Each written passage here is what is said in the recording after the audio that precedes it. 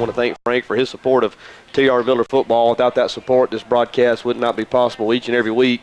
So thank you to Naughty Seasoning and Frank Naughty. Our on-site producer, Tyler Reed, want to thank him for all he does. He gets us streamed on the website, www.millerfootball.com. Of course, the website always has up-to-date information concerning TR Miller football, whether it's a minute with Coach Riggs or some of the videos have been put together over the last several weeks. I want to encourage each of you to visit that website each and every day to see what's going on, the latest news from TR Miller football. Also want to thank Will West back at WKNU. He is hopefully getting us out loud and clear there at the station, so thank you, Will West, for all that you do. Before we get started, let's go take a quick commercial break and go back to Will to make sure everything is plugged in just right. And we return, we will break down last week's big win over the Midfield Patriots, and of course look forward to tomorrow's big game with Leeds. So stay with us. A lot of TR Miller football on the way. You're listening to Tiger Talk on 106.3.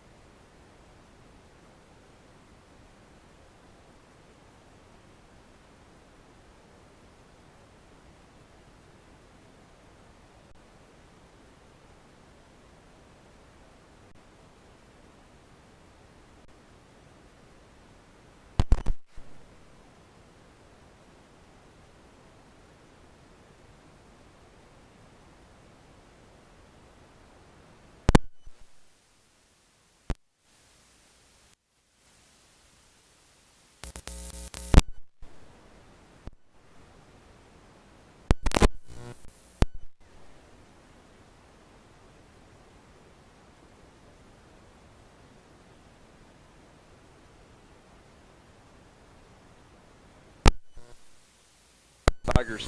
That field's now been whittled down to 8. Our TR Miller Tigers are proud to be one of them. What a big win on the road against a good midfield team last week. Well, it was. I tell you, in the playoffs, we know that if you want to last very long, you got to be able to win on the road. So you got to handle your trip. Our players did a great job of doing that. I thought we were prepared when we went up there, and I thought my coaching staff really did a good job getting the kids prepared last week. And a lot of the things that we had studied and scouted them on off the video and all held true, and thought we were really prepared for them. But we made a mistake early in the game and gave them a big play. That's the last thing you want to do when you go on the road and go off and do that. But one of the things that we understand about the playoffs is that you can't let anything bother you. And it rained on us all the way up there. We had to make the trip all the way up there, and we turned around and gave up a big play in the first quarter, and we're behind. And but from there on, didn't let any of that bother us. And we just kept on playing, came back and scored and took the lead and went ahead. And right before halftime, really we scored a couple of touchdowns right before halftime that I thought really was the telling point of the game right there. And it went from 6-0, down there in the first quarter to 28-6 at halftime. Coach, you and I have talked about the playoffs and how it's just a different animal altogether as compared to the regular season. And I just continue to be so impressed with this football team and how they carry themselves and how they go about their business each and every Friday night. And had the good fortune of traveling up with you guys on the bus last Friday and for those that are listening in, or if you had any concerns, and I'm sure most of you probably don't, very impressed with how our Tigers represented themselves and their families, and certainly our school, all the way up there at the pregame meal there in Clanton at Shoney's. Anybody who was in and around that area and saw how our young men carried themselves, had to know us prior to that, I'm sure came away with a positive first impression. It was first class all the way. You could tell that the kids on a business trip, and I was just amazed at the maturity of the football team. And you and I have talked about it a couple of times. It kind of goes back to the leadership or lack thereof. You know, when your best players kind of set the pace, everything else is going to fall. And it started with those guys. You know, the Cameron Colemans, Caden Lodge, McHenry Colemans, Chandler Browns across the board. I was just real impressed with your football team, and you could tell that it was not a pleasure trip. It was a business trip. That's why they went about their business. Some things went wrong kind of early there in the game, or maybe not the way we wanted them to, but you never saw panic. You never saw a whole lot of outward emotion. They just kind of regrouped like they've done each and every week, and before too much time had passed, we'd got control of that thing, got it going in the right direction. But just real impressed with your football team. That's a credit to you and your coaching staff and, of course, the players. You know, we have business. We had business in midfield, and we look at it as a business trip. So we want to dress the part. We want to act the part. We want to be prepared when we get there and take care of our business. Once you do that, you can have a good time on the way home, right. And which the players did. And so I really appreciate the way they conduct themselves. They always represent us well, and we. You know, in playoffs, too, you have to play with some confidence. I think we were confident that we could go up there and win the game. Not that we understood that midfield certainly was a good team and had a chance to win it, but we felt like we had an opportunity to go do that. And, you know, you got to take advantage of opportunities in life. When you get them, you may not get many more of those chances, and you need to take advantage of it. And so we were pleased that the guys went out and took advantage of that. Well, you know, I know that revenge was not the message of the week because, you know, a lot of the players are different and the situation is different. But very rarely, you know, in high school athletics anyway, do you get a chance for a do-over, so to speak, or a chance to maybe right or wrong. I think we had it there with Deschler in 90 and 91, got a chance to play the same team, and, of course, took care of it the second time. But I could tell by watching the players and kind of hearing some of the talk along the sidelines prior to kickoff that the way the game ended the year before was still in their minds just a little bit, and wanting to make sure. I think we left there 2 years ago, and I think we left there 2 years ago probably thinking we still had the better football team, even though we didn't get it done on that particular Friday night. But these guys were determined not to let history repeat itself in that way anyway.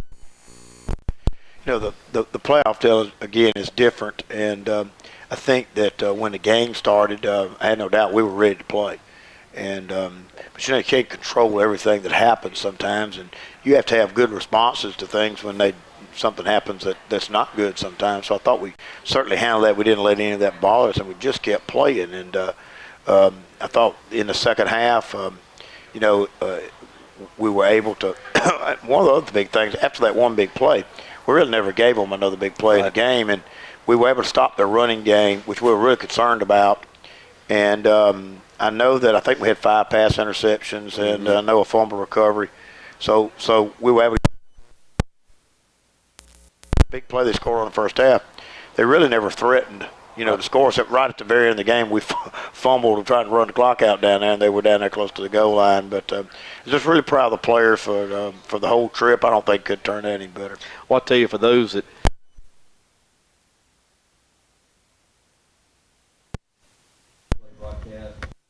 put into words what their guys looked like in the uniform. I mean, they certainly looked the part. They had 10 or 12 that you'd love to put on the bus with you and coach them up a little bit and have going to war with you. But it was a really good test once again for our Tigers, I think, moving forward. Number one, just a road trip, going 3+ hours on the bus, having to play a football game. A little bit of rain created a little bit of adversity there. The officiating was a little dicey early on, in my personal opinion. But it was just the one thing that's been constant for our football team is how physical we are, especially across the front. And, of course, they were physical. Especially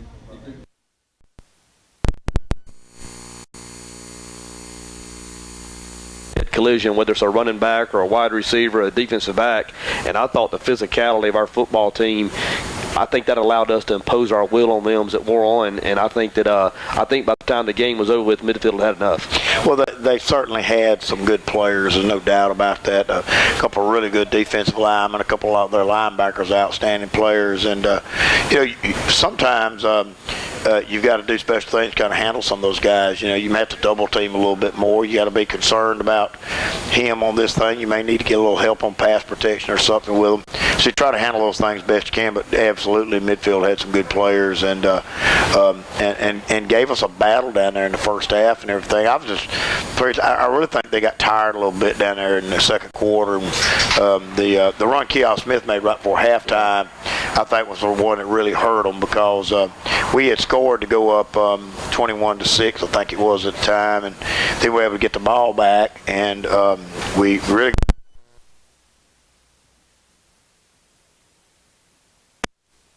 14-6 to 28-6, and just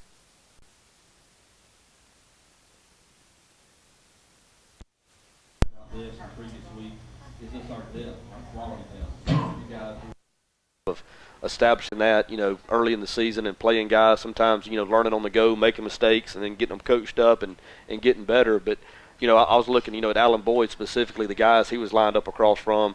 Those guys were going both ways. Alan Boyd was primarily used there at his defensive tackle position, and you could tell, you know, even in the second quarter, he was going to be a step quicker than the guy in front of him just because of the number of snaps his opponent was playing. But it's relentless to Tiger players that come on and off that field in the course of a football game. Y'all can put 6 defensive backs out there. You got 3 or 4 or 5 linebackers you play. The defensive line's in and out.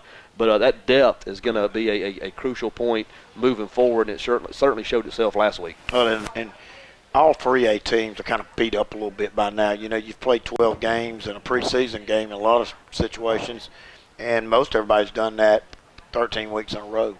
And then you had, prior to that, you had a couple weeks of tough practice before that, and so, you know, everybody's going to be a little bummed and beat up a little bit, and to be able to have some guys put in there is a big deal. And you know, we are a team, and you know, the more guys we can play, I think the better off it is, and we're going to try to play as many guys as we can possibly play.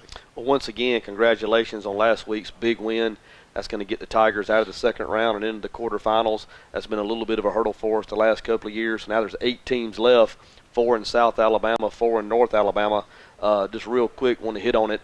Didn't surprise me at all that 3 of the 4 teams left in the South are from Region 1. I think we probably all kind of expected all to make a little bit of a run, but I think it does speak volumes about the teams we have to compete with in the regular season, and the battle test that it makes get into postseason play. Well, I think it's one of the things I always thought, that, you know, if your schedule's a little more difficult where you're having to play some good teams back to back to back sometimes, it does prepare for the playoffs, because the general rule, when you get in playoffs, you're going to play 5 teams. You know, they're going to get better every week, you two also. So I think it does help a little bit with that, and I think some other teams sometimes where you know, they play a good team and then they don't play anybody much for about 3 weeks, and they play another good team. They're kind of able to come and go and get ready to go, and then all of a sudden you get the playoffs. You got to play good every week, and sometimes that's real difficult for them. Well, that brings us to our quarter round opponent tomorrow night. It's going to be Leeds once again, making another trek up to Birmingham. And just real quick before we get into breaking down Leeds a little bit, Coach, you've heard there are some people that have talked about the travel that we've had to make the last couple of weeks, but I think you said it best. We'll go play anybody, anywhere. Just proud to still be playing. It won't be an issue in terms of going back up there, but it is a little bizarre that you are the region champion and have to make back-to-back trips to Birmingham. It's just the luck of the draw, as they say, and you know, and honestly, I could care less. It doesn't make any difference.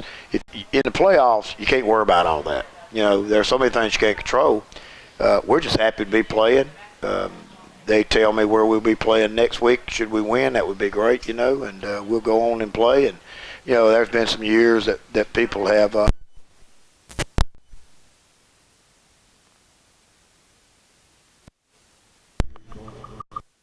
kind of enjoy that. So that's that kind of the attitude I think you have to take in the playoffs. That was going to bring me to my next question. Do you kind of get the sense that our kids embrace the idea of getting on the road and going to other places that you don't normally get to play? You know, it's one thing to get on the bus and go down to Atmore and play there, but it's another when you go to the other part of the state. But I got the sense last week that our kids were excited about the road trip. It wasn't going to be an issue to them, and I don't expect it to be any more so tomorrow night either.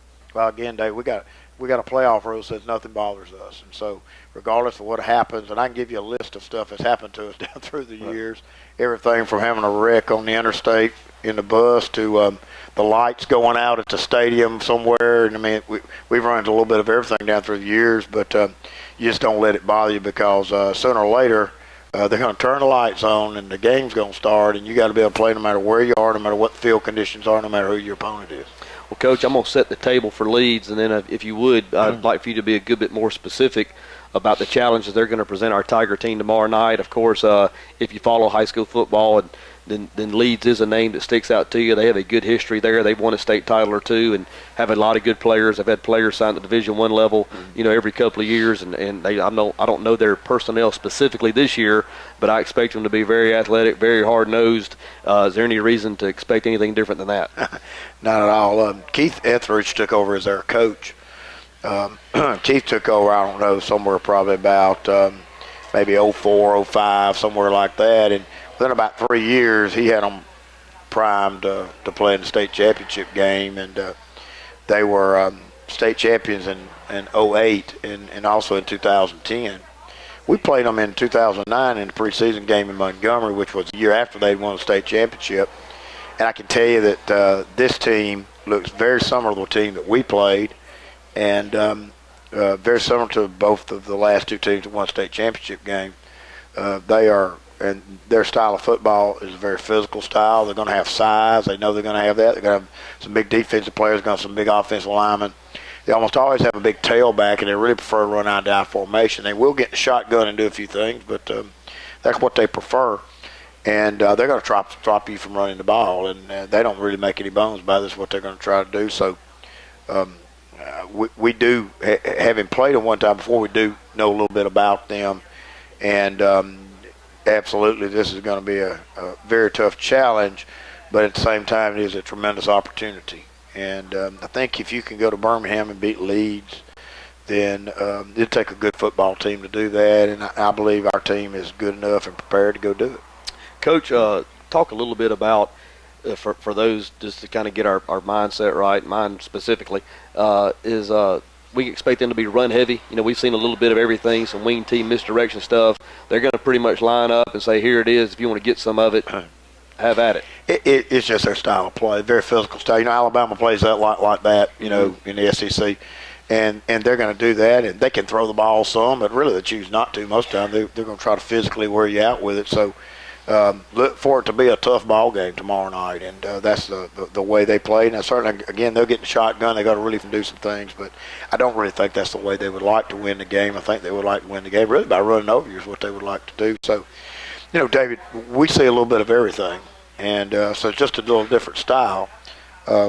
We've defended run pretty much for most of the year pretty well, and so I hope that that'll hold up for us again, that we can slow them down some and have two real big tailbacks that are going to get the ball, and they're going to try to wear you down with that. And we understand that, and so we've done everything we can this week to get our guys ready to play, to get them prepared, and to turn them loose tomorrow night and see if we can find a way to score a few more points than Leeds is going to. Well, let me ask you this, Coach, and I know that you're going to be a good bit more guarded in your comments than I tend to be, and I'm sure I won't be guarded at all tomorrow night when we go on the air. But when you look at matchups and look at maybe the different teams that our team matches up the very best with, I just got the feeling and have to believe this is a good matchup for us as far as a downhill running team, wants to be physical, wants to get in there at the point of contact and see who can out hit who. And I just believe when you look at our personnel, whether it's Dominique and Kyle in the middle or the Coleman boys on the outside, they won't have to go very far to find them. And if I know those boys like I think I do,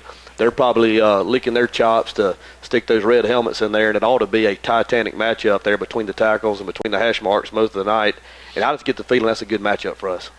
Well, we're going to have to stop them or at least slow them from running the ball. And if you don't, they won't ever do anything else, which everybody understands. And and they're very good at what they do. There's absolutely no doubt about that. So we'll see. I hope that if things go well for us tomorrow night, I think you'll discover that we were able to slow them down a little bit, as far as our running game goes.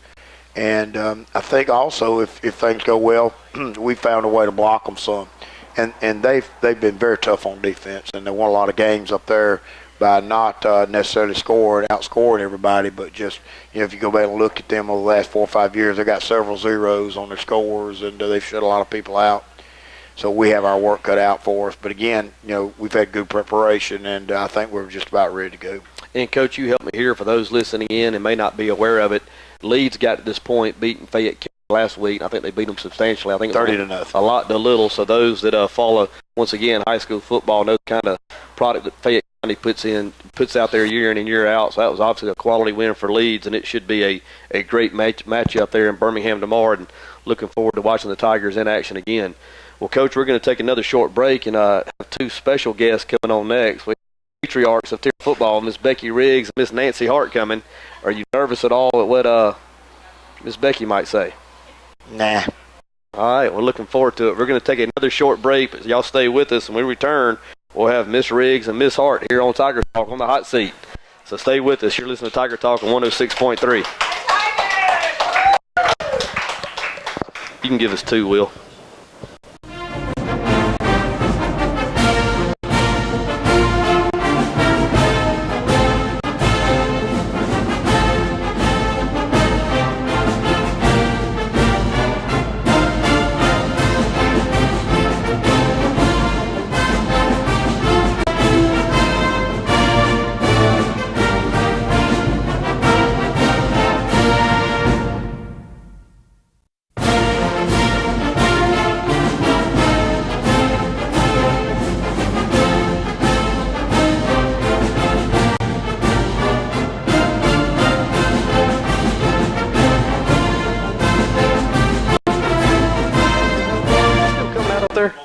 Okay, I got it. I wouldn't do that to you.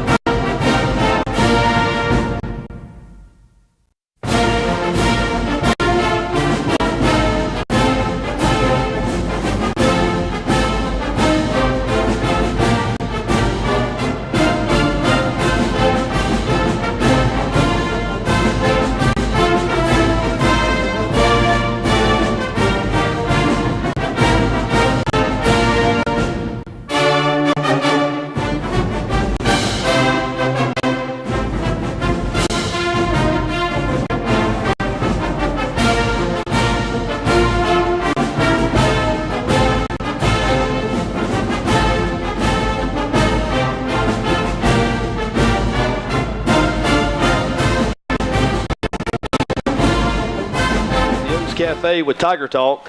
Just real quick, a couple of announcements to pass on. Got a pep rally tonight at 6 o'clock at the gymnasium on the T.R. Miller High School campus. So if you're out and about, go up to the gym and get the Tigers fired up for their big trip to Leeds tomorrow night. Also, middle school basketball in action, and the Lucia's in town, and they are underway with the girls' game now. Boys will follow shortly after. So if you want to get a little basketball, junior high basketball, that option is available as well. We are now very pleased and excited to have Miss Nancy Hart and Miss Becky Riggs here with us at Tiger Talk, something we've tried to do for about 4 years.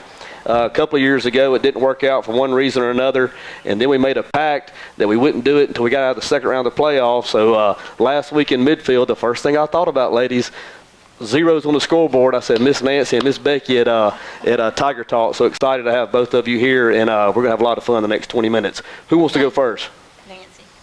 Miss All right, well, Miss Nancy will go first. Miss Nancy, quickly, let's talk about a little bit about just being the wife of a coach. We'll get to the the mother of a player later. We're going to bring John Boy and Michael and Will in, definitely. But talk about just being the wife of a coach and kind of how that plays out. We talked a good bit when we had when we were remembering Coach Roch a couple of years ago, that as players, we had him more than their family did more times than not. And I'm sure that's the case with y'all, and there's got to be sacrifices at the house.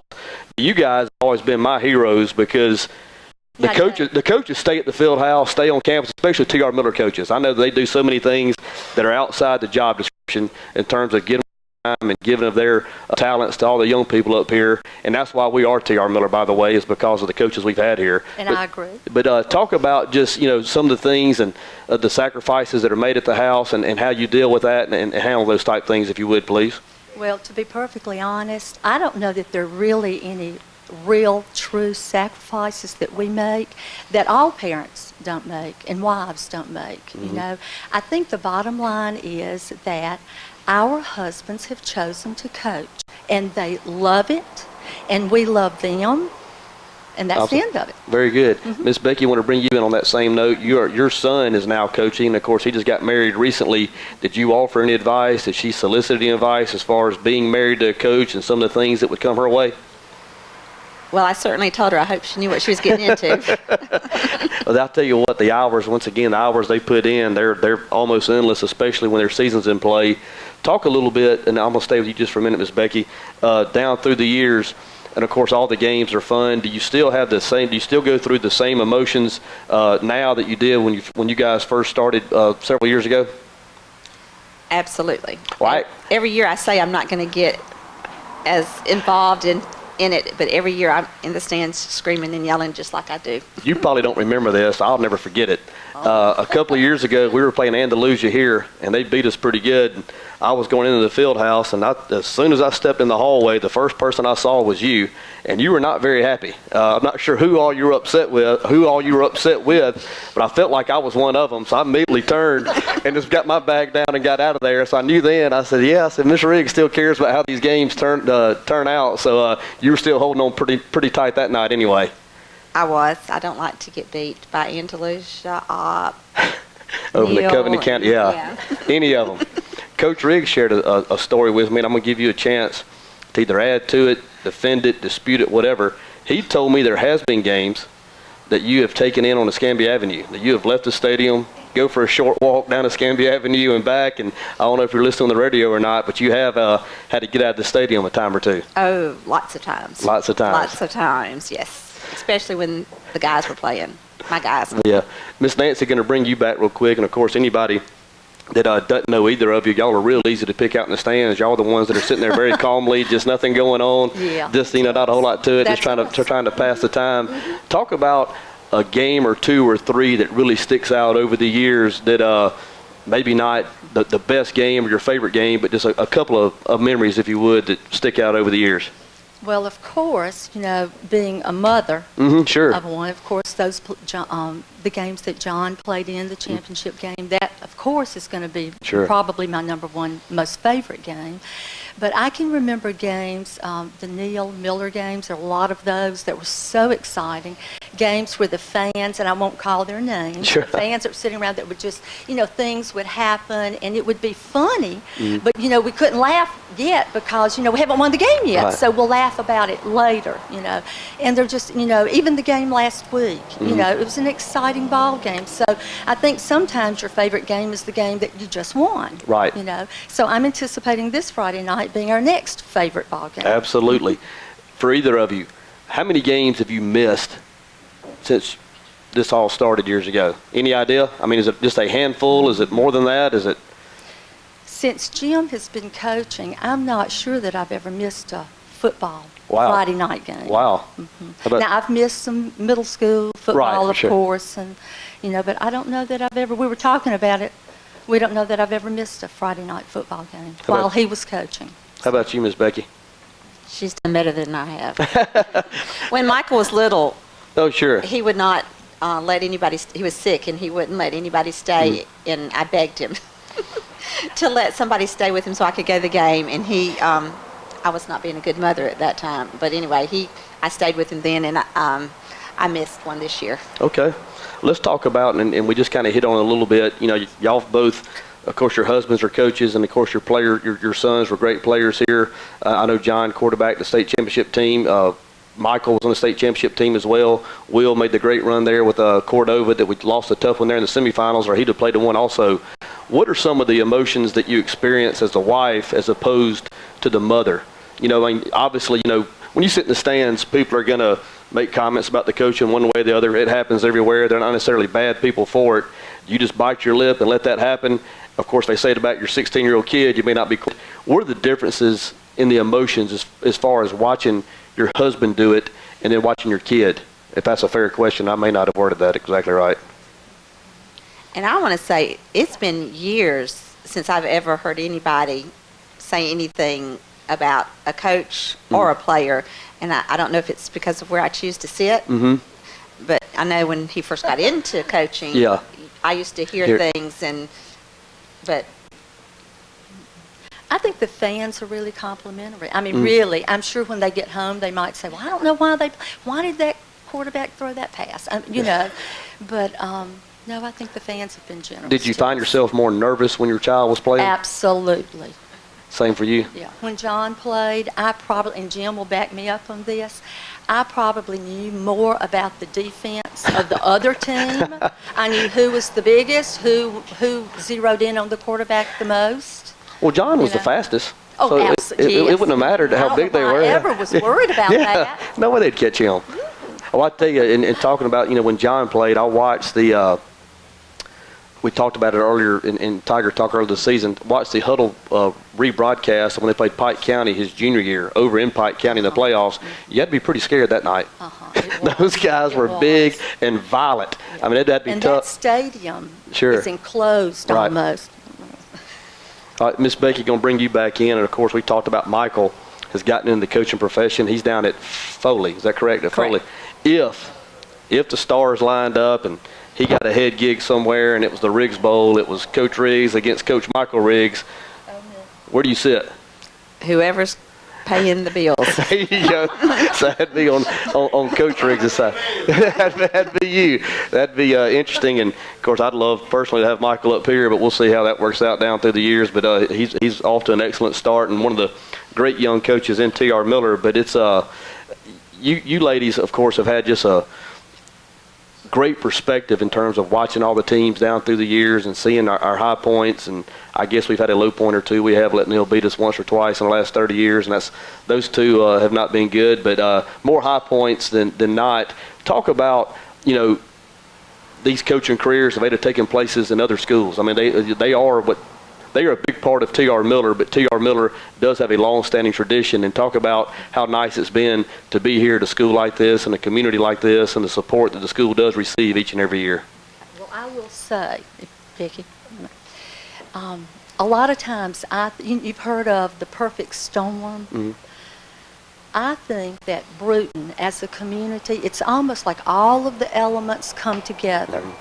And you have a community that so supports what goes on at the high school. They support the athletic department, and you have to have coaches. You have to have those that know what they're doing.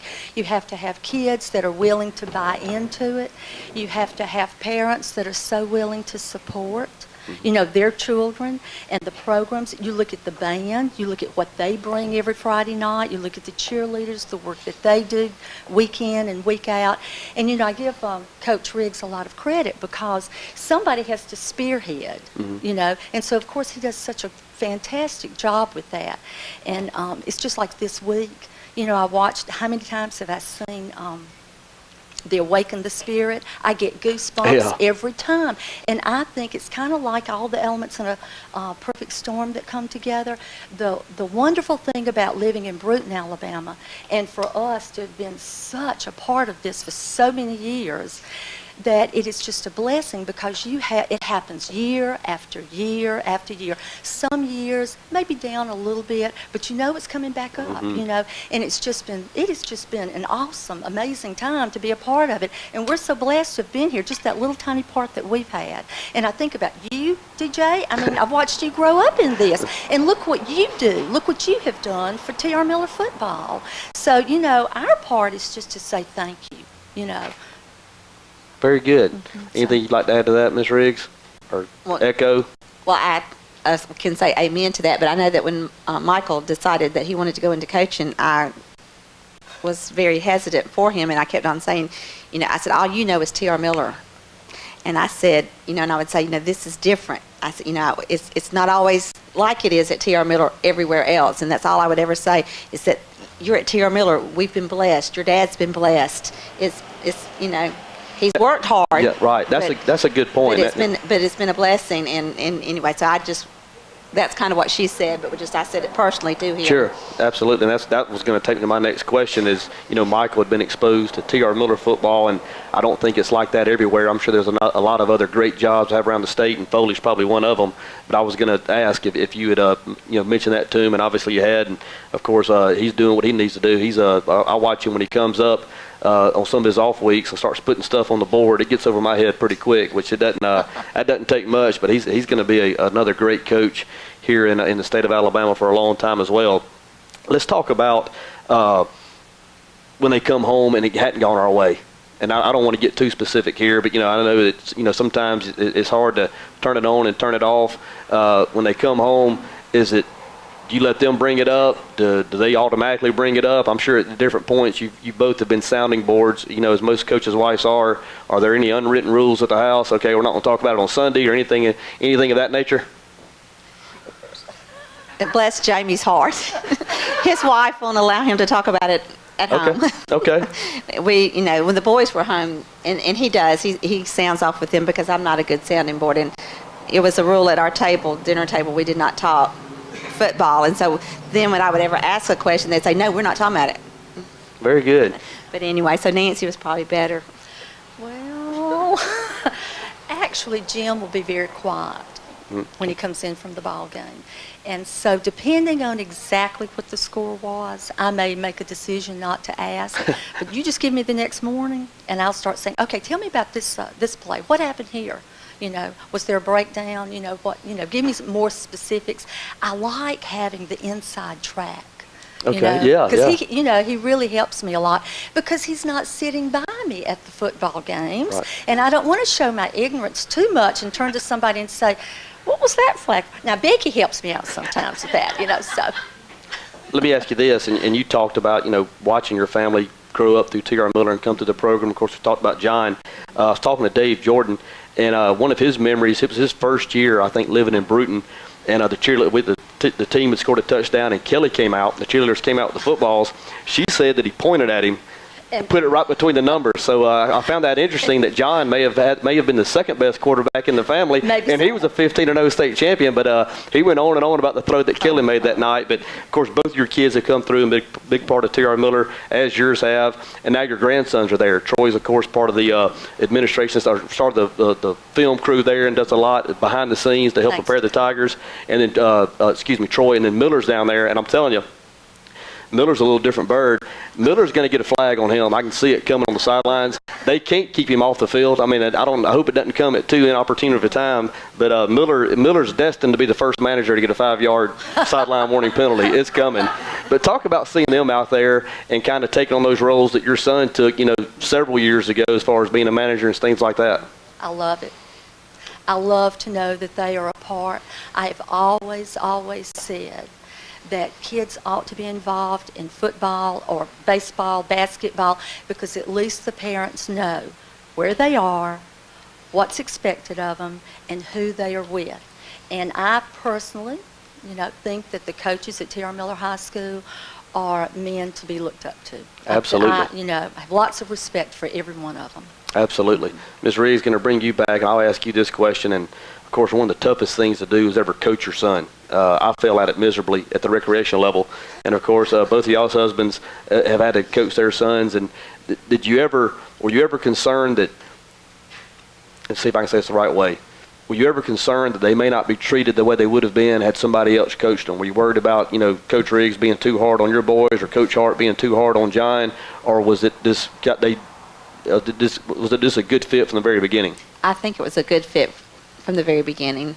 Jamie and the boys respect him as a coach and as a father, but it's just still funny. I know that when they were younger, and he would go out in the yard and try to work with them, like with baseball or something, and they wouldn't listen to him, and Jamie would come in frustrated, saying, "This is what I do for a living, and my own children won't listen to me." But they outgrew that. Miss Nancy, how about you? Any concerns as far as Coach Hart having to coach John, whether it's in football or baseball? They have always had a really, really good relationship. And when John was in football, Jim was not, his senior year, Jim was not his position coach. And so, things at home always went really well, really. And baseball was a little different because he was his coach there. I mean, more of a position coach there. But it was really good, and they respect each other and love each other, and so. Well, I do remember one night at O'Bannon Park. Uh-oh. And you yelled at Coach Hart as loud with your eyes as anybody's I've ever seen it when he coached John on the Cardinals. And I remember I can remember it. I was a Donnie boy, and John gave himself the bunt. He just decided to bunt and got thrown out at first base by about 15 yards. And Coach Hart came unglued him in the first. Got on him, and all you did was look at him, and he got real quiet real quick. So it was. It might have been the last time that worked. Yes, I filed that away, and I said, "Wow, she yelled with her eyes. She actually just yelled with her eyes." But that was the one and only time I saw Coach get on a John. But I do remember that when he was on the Cardinals, so that was a fun memory. Talk a little bit about the game itself, having kids at the house, when they wake up in the morning, how John may have handled the morning of a big game, and of course how Michael and Will handled it. Will and John, of course, both played quarterback, which are, some of the positions that are out there to kind of take on the face of the team. That's a different animal altogether. Talk about how they handled that on game day. Was there any difference in their body language or how they carried themselves around the house or anything along those lines? I can't think of anything different. Everything was pretty much on an even keel. That's the way let's keep everything, normal. John did have this little thing where on Thursday night he would meet with all the senior boys, and they would have their little get-together and their personal talk, and and then so he would come home, and there was one of the football players on that team that spent the night with us every Thursday night after that meeting, and he did it for 15 straight weeks, and we missed him so that 60. So. Well, talk about a little bit, and that kind of takes another point, and this is where I've always thought the real strength of T.R. Miller Lade in terms of football was we are community teams. I mean, most of these kids have been together since first grade, second grade, whatever it is. You'll hear a lot of coaches from other schools say, well, this team's a very close-knit team. Well, the T.R. Miller teams are close-knit each and every year. I mean, obviously, they have different personalities as a group, but I've always thought when you're, going to battle on Friday nights and you're going with a guy that you played on the playground with in second grade, it helps you. In the days we're playing in now, you have some of these teams. Hopefully we're going to see one here in a couple of weeks that kind of almost modified all-star teams. They can go out and recruit a player to play here or recruit a talent here. And I've always thought the strength of T.R. Miller is the fact that we are a true community team. Whoever's born here or moves here early on, that's who we go to war with each and every Friday night, and how blessed we are that you get to play with those people up through high school. And I think that's one of the real joys of being a T.R. Miller Tiger or being a part of the T.R. Miller family, whether you're in the band, a cheerleader, or just a fan, is the fact that we are together all the time, and we are T.R. Miller. I think there's a video out that's been released today, which was my favorite one, talking about that and along those lines, and I just kind of wanted to hear y'all talk a little bit about how lucky that your kids were to be a part of that, just like I was many years ago. And that's a neat deal that not everybody gets.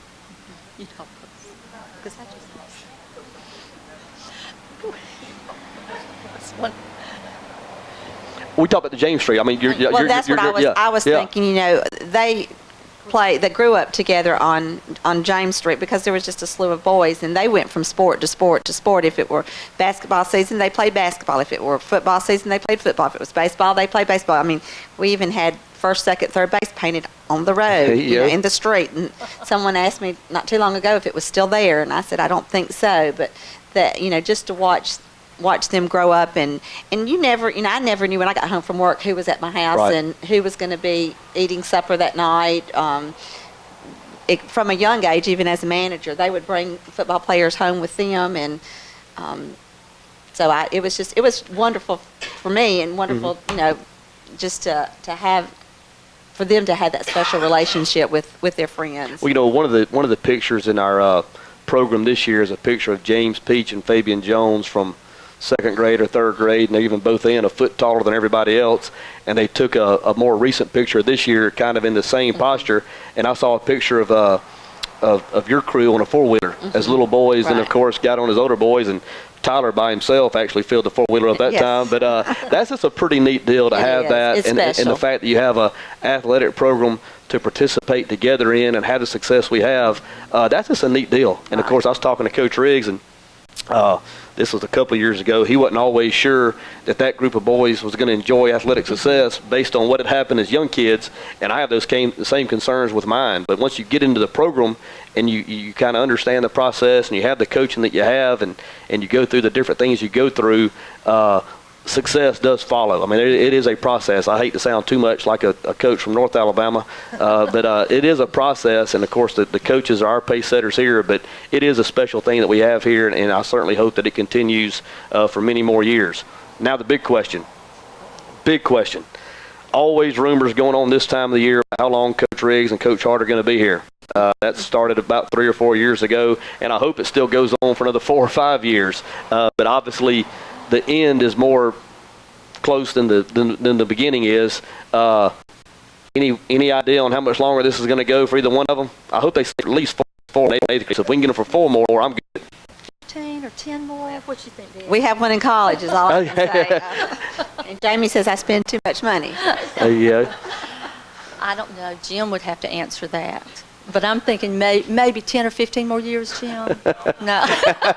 Not 10 or 15. So we'll just get through this year, and if we can get one next year, we'll take it. And, of course, just play it day by day, year by year. But when it does come to an end, what are some of the things that you'll miss from just being a wife of a T.R. Miller football coach or baseball coach? I think the biggest thing I'll miss is Jim coming and telling me stories. He has not to write a book. He has some of the funniest stories about kids, because it is all about the kids, and not only the kids. He does have stories that are really funny about the coaches. And we really have been here so long that we have gone through lots of coaches. The good thing is that we haven't had that many coaching changes. But we've been here through a lot of them, and there are lots of stories, And so I think that's probably the thing I would miss most. So if he could just go and hang around every afternoon, he could come home and tell me some of those stories, and then maybe that'd be all right. I imagine Miller Hart's going to have a story or two. Just guessing. Because we don't really plan on leaving. We still plan on being here. Sure. Absolutely. Absolutely. I told Jim we could, sell tickets at the gate for them, or, sell shakers. I think we can do the broadcast right here. Those 3 right here. I could be the retired champ. There you go. That'll work. Well, I tell you what, ladies, that's going to bring us to our next break. But I appreciate both of you coming up and sharing some insight on what it is to be a wife of a T.R. Miller coach, and of course, y'all are a bigger part of the T.R. Miller family as the coaches are in some ways bigger, and I appreciate y'all letting us have so much of them. I think I'm speaking for all the players that have come down through the system and, of course, the community, because T.R. Miller would not be what it has been without those two and, of course, the other coaches, as we've mentioned. But appreciate y'all allowing us to have them as much as your family has, and sometimes more. But thanks for coming on and spending some time with us. I've enjoyed it. Thank you, David. Go Tigers. Let's go beat Leeds. Thanks, ladies. That's going to bring us to our next commercial break. Stay with us. We'll be back with Coach Riggs to wrap up T.R. Miller Leeds Week. You're listening to Tiger Talk on 106.3.